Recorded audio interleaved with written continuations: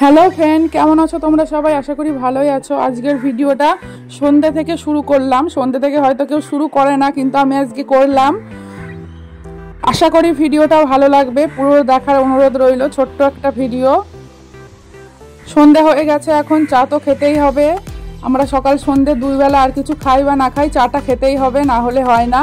ওই জন্য চা করে নিচ্ছি। হাজব্যান্ড আছে, হাজব্যান্ডের জন্য আর আমার জন্য, দুইজনের জন্য চা করছি এখানে।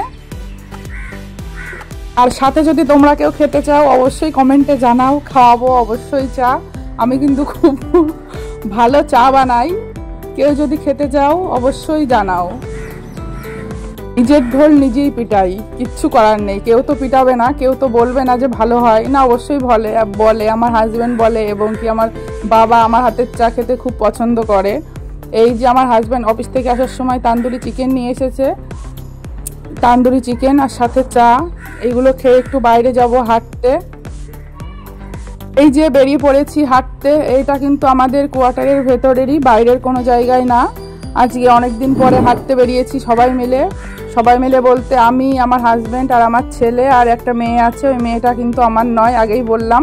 বাচ্চা কাচ্চা থাকলে অনেকে হয়তো ভাবে যে হ্যাঁ, হয়তো জানে না, ভাবতেই পারে, এটা আমরাও ভাবি, সেটা কোনো কথা না। মেয়েটা বাবুর বান্ধবী, আমাদের সামনের ঘরে থাকে। আর আমি যেরকম বাড়িতে ছিলাম সেরকম করেই বেরিয়ে পড়েছি। চুলটাও আশ্রয়নি ঠিক করে। 10টা মতো বাজে এখন। 10টা বেজে গেলে আর কেউ রাস্তাঘাটে থাকে না, কারণ সকালবেলা হলে স্কুল থাকে বাচ্চাদের, বড়দের ডিউটি থাকে। ওই জন্য সবাই শুয়ে পড়ে সকাল সকাল। আমরাই একটু লেট করে শুই।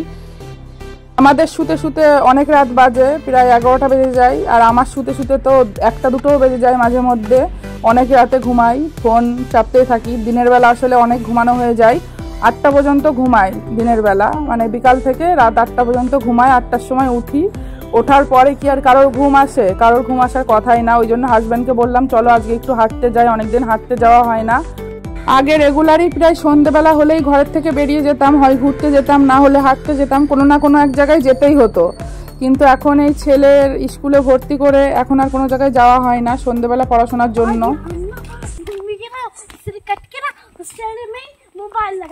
হিরো ইধার দেখো।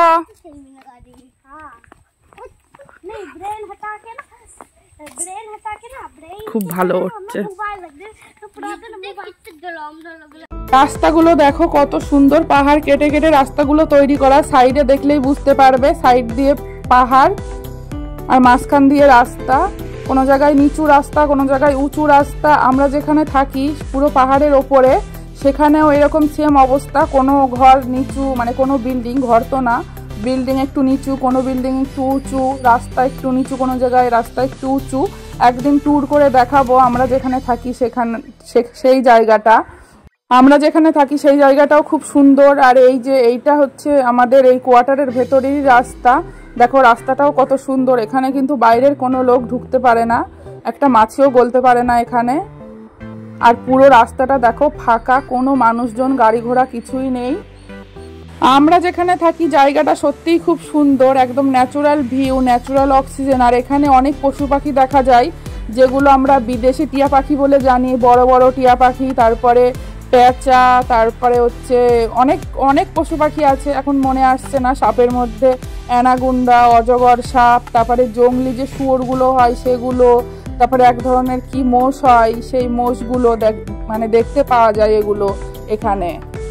আর রাস্তার দুই ধার দিয়ে এরকম ফুল গাছ লাগানো, দেখো কত সুন্দর লাগছে। এগুলো মনে হয় কাগজ ফুল বলে। রাস্তাগুলো একদম আলো করে রেখেছে ফুল গাছগুলো।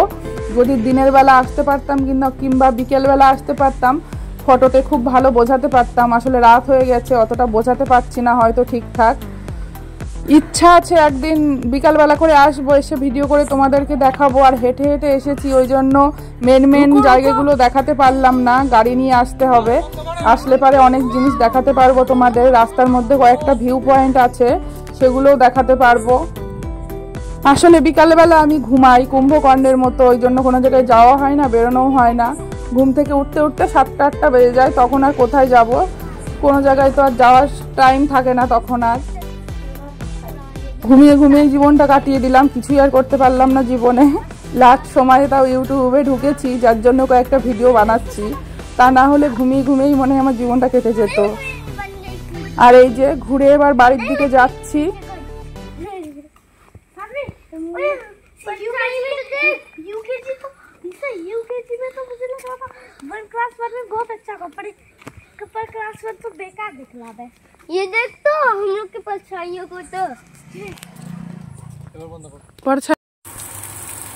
রাত অনেক বাজে, প্রায় 11:30 মতো বাজে। ডিনার করব এখন। আজকের খাবারটা বাইরে থেকে আনিয়েছি। আমরা বাইরে যাওয়ার আগ থেকেই হোটেল থেকে আনিয়ে রেখেছিলাম, যাতে অনেক রাত হয়ে গেলে তো আর পাওয়া যাবে না কোনো খাবার। আর বাড়িতে আজকে রান্নাবান্না কিছুই করিনি, রেগুলার রান্নাবান্না করতে ভালোও লাগে না। বিরিয়ানি, চিকেন, অনেক খাবার আছে, তার সাথে আবার বলছে মাছ ভাজা খাবে। ও মাছ ভাজা কিংবা মাছ খেতে বেশি ভালোবাসে, চিকেন খেতে অতটা ভালোবাসে না, আবার মটনটা ভালোবাসে ও। এই যে খাবার আনিয়েছি, খাবারগুলো দেখাচ্ছি কি কি খাবার আনিয়েছি।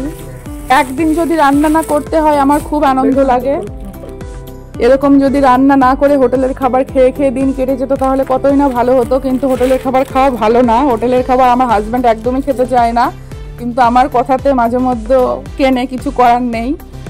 বোর মনটাও তো রাখতে হবে না। এই যে তান্দুরি পরোটা নিয়েছি, সাথে বিরিয়ানিও আছে, কারণ 2 রকমই আছে। ভাত তো বাড়িতে খাই, ওই জন্য ভাত আর অর্ডার করি না। হোটেল থেকে খেলে বিরিয়ানি না হলে তান্দুরি পরোটা এগুলোই খাই। এই যে চিকেন বিরিয়ানি, ভেতরে চিকেন আছে, দেখা যাচ্ছে না।